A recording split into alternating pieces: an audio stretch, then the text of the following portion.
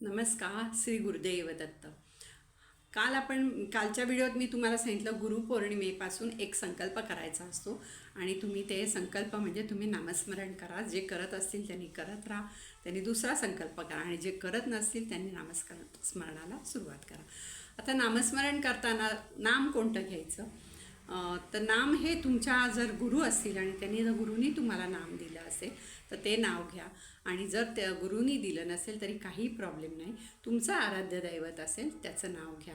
आता आराध्य दैवत म्हणजे की जे तुमचा आवडता देव असेल त्याचं नाव घ्या.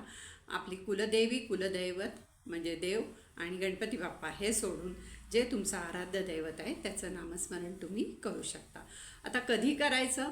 कधी त्याला काळवेळ नाही. फक्त आंघोळीला गेल्यावर आंघोळ करताना देवाचं नाव घ्यायचं नाही, देवाचं नामस्मरण करायचं नाही. नाहीतर आपण देव समजून अंगावर पाणी घातलं की अभिषेक केल्यासारखा होतो, म्हणून आंघोळ करताना करायचं नाही.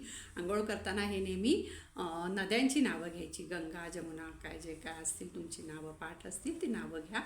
आणि टॉयलेटला गेल्यावर करायचं नाही. बाकी तुम्ही कधीही नामस्मरण करू शकता. अगदी रात्री झोपेतनं जाग आली तरी तुम्ही नामस्मरण करू शकता.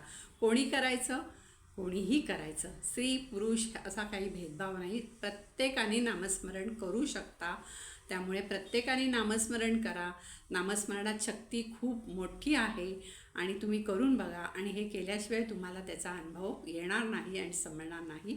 त्यामुळे तुम्ही करून बघा आणि तुम्हाला जे आवडीचं नाव असेल ते घ्या.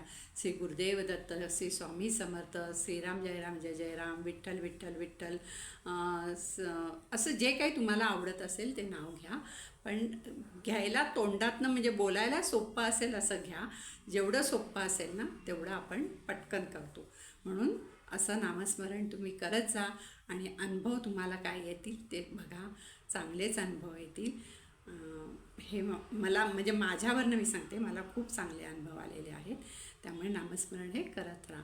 धन्यवाद. श्री गुरुदेव दत्त.